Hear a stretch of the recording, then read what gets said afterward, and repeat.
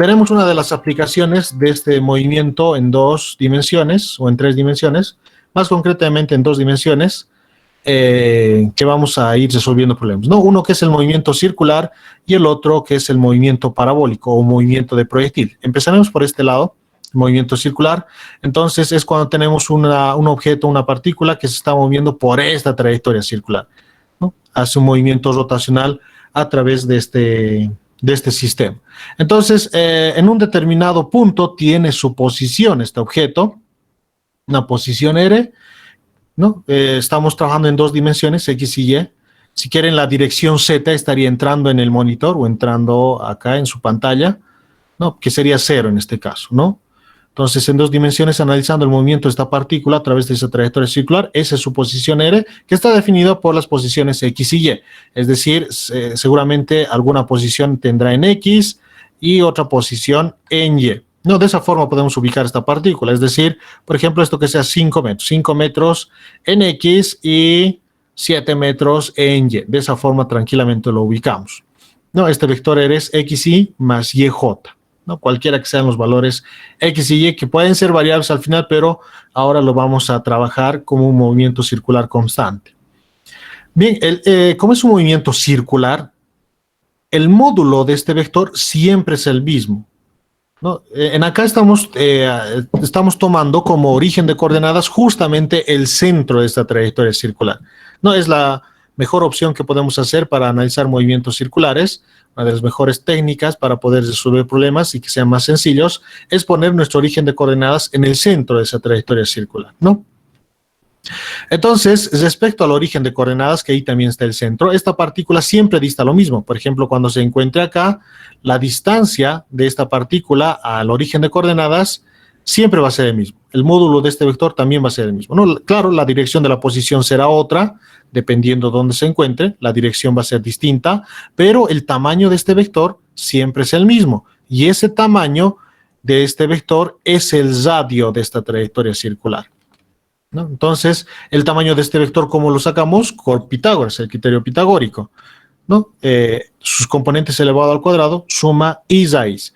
Si quieren, pueden verlo de esta forma. Este vector que hemos dibujado acá, si lo ven, todo esto es un triángulo rectángulo. Acá tenemos el ángulo recto, 90 grados.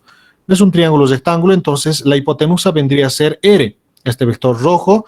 Y acá tenemos el cateto horizontal, cateto adyacente, si quieren, X, y esto el cateto vertical, Y, ¿no? Que sería lo mismo que acá. Entonces es un triángulo rectángulo. Se aplican Pitágoras, la hipotenusa al cuadrado, y los catetos, y la suma de los catetos al cuadrado. Este cuadrado pasa como raíz al otro lado de la igualdad, y es la ecuación que tenemos acá, ¿no? Simplemente el criterio pitagórico. Y esto es el módulo del vector. Haciendo este criterio pitagórico, estamos sacando el tamaño de este vector, la longitud de ese vector.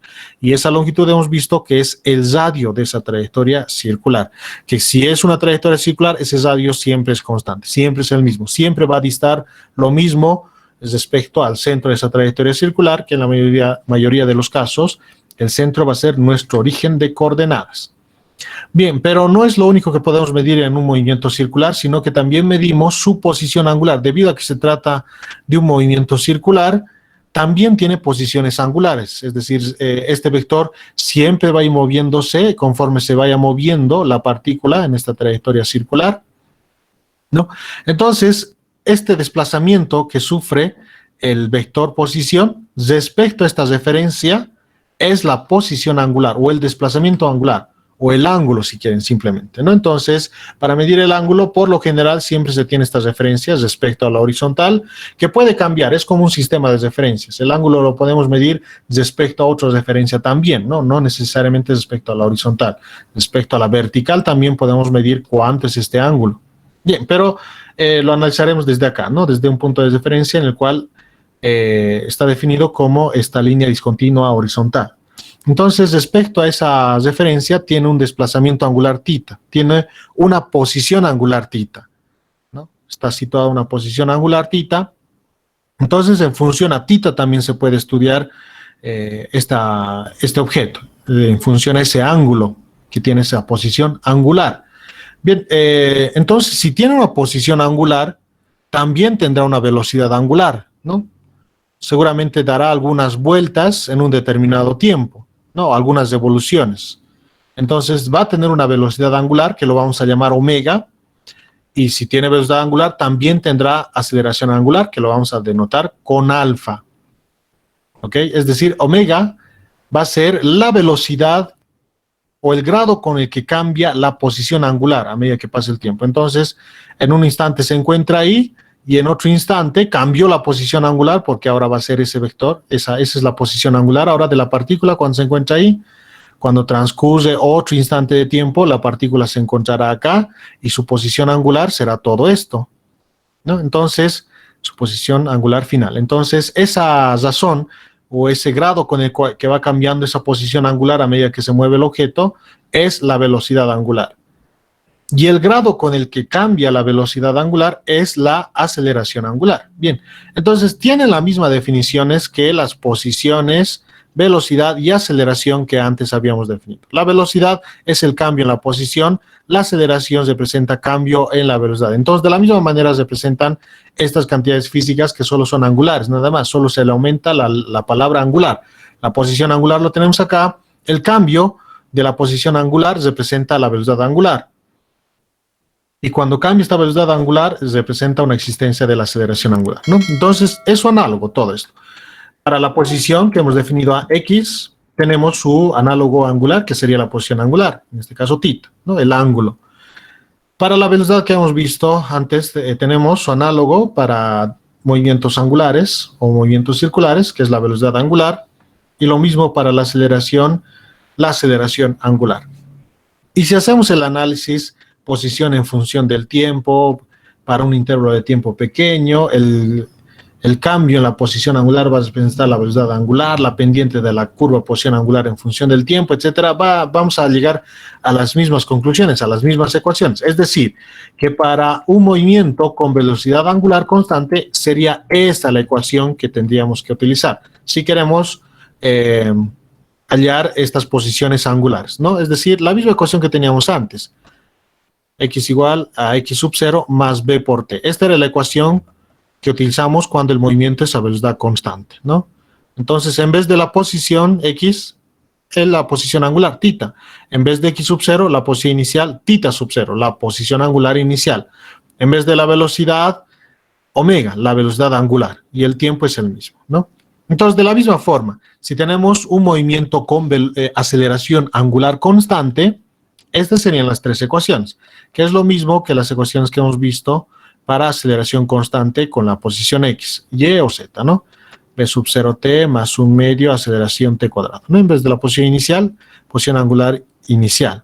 En vez de la velocidad inicial, omega sub 0, velocidad angular inicial, y en vez de la aceleración angular alfa. Y esto es el análogo de velocidad igual a velocidad inicial más a por t, y esto es velocidad final al cuadrado más velocidad inicial al cuadrado más 2 veces la aceleración por el desplazamiento, ¿no? Es la misma ecuación, solo que hacemos ese cambio de letrita nomás. En vez de x θ, en vez de b omega y en vez de a alfa. Se aplican las mismas ecuaciones. Entonces, las estrategias son las mismas que antes ya habíamos visto. Es como un cambio de letrita nomás cuando se trata de un movimiento circular. No representa mayor complicación que eso. Cuando tengamos aceleraciones angulares variables, entonces hay que recurrir de forma diferencial, ¿no? La velocidad angular derivada de la posición angular respecto al tiempo, la aceleración angular derivada de la velocidad angular respecto al tiempo.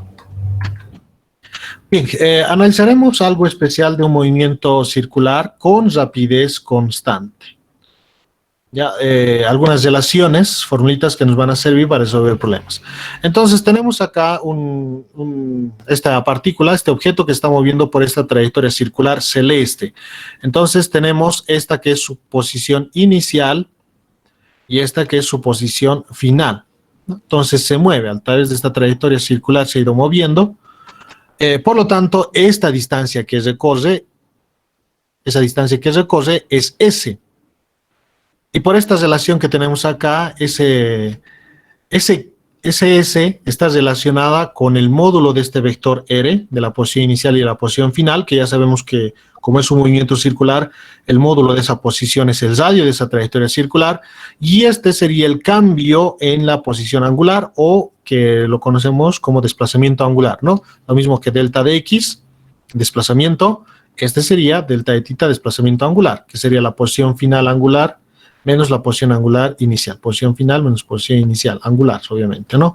Que están medidas respecto a este nivel de referencia, ¿no? Esta será θ inicial y todo esto será θ final, ¿no? Y la diferencia de ambos sería este delta de θ, desplazamiento angular. Partimos de la definición de arco, que relaciona esta distancia recorrida, que nos interesa por supuesto, con el radio de la trayectoria circular y con este cambio en el ángulo, o este ángulo que tiene entre la posición angular final y la posición angular inicial. No, esta es la definición de arco, que por geometría ya lo debió ver. S es igual a R θ, o tal vez lo ha visto como S R por alfa, o S igual a R por θ, ¿no? Definición de arco. Definición de arco. Estamos aplicando lo mismo, solo que en nuestro caso ese ángulo es delta de θ, para estar más coherentes, ¿no? Partiendo de una posición inicial a una posición final, que esta posición inicial no necesariamente es cero. Por lo tanto, la rapidez sería esa distancia recorrida sobre el intervalo de tiempo. No, esta es una formulita que ya conocemos, pero igual, lo encuadro porque también lo podemos utilizar para resolver problemas. Pero no, acá en la presentación no lo he encuadrado porque ya es conocido de antes, ¿no? Por geometría ya es conocido esta formulita que tenemos acá. La fórmula que quiero llegar es a cómo se relaciona la rapidez con la rapidez angular, ¿no? La velocidad con la velocidad angular. Bien, entonces partimos de la definición de rapidez. Distancia recorrida sobre intervalo de tiempo. Esa distancia recorrida es R por delta de θ, y resulta que acá tenemos delta de θ sobre el tiempo, que en su forma en la cual el intervalo de tiempo tiende a cero, es decir, para intervalos de tiempo más pequeños, el límite cuando delta de t tiende a cero, este delta de t se transforma en un diferencial junto con delta de θ, es decir, bien, R que es constante, cuando resuelven límites, no sé si estarán ahí en cálculo 1, cuando se resuelven límites, en los límites también una de las propiedades de las constantes es que pueden salir del límite. Y eso es lo que ha pasado acá. Entonces, estos deltas, cuando ese intervalo de tiempo es pequeño, se transforma en una derivada de θ respecto a t. Y esta derivada de la posición angular respecto al tiempo es la velocidad angular. Y esta es una formulita que también vamos a utilizar mucho. No solo es aplicable para valores grandes, sino para valores instantáneos. Bueno, en realidad eso es lo que tenemos acá porque el intervalo de tiempo lo hemos aproximado a cero. Es decir, la rapidez de un objeto en esta trayectoria circular es igual al radio de esa trayectoria circular por la velocidad angular. Es decir, si este objeto tiene una determinada velocidad y por lo tanto una rapidez, el módulo de esta velocidad es su rapidez en estos puntos, entonces esa rapidez está relacionada con la velocidad angular por medio de esta formulita, ¿no? La rapidez es igual al radio por la velocidad angular. Bien, y es tan general que no solo es aplicable a un movimiento circular, sino también a otro tipo de curvas, ¿no? En el cual el radio, por ejemplo, puede cambiar, es variable.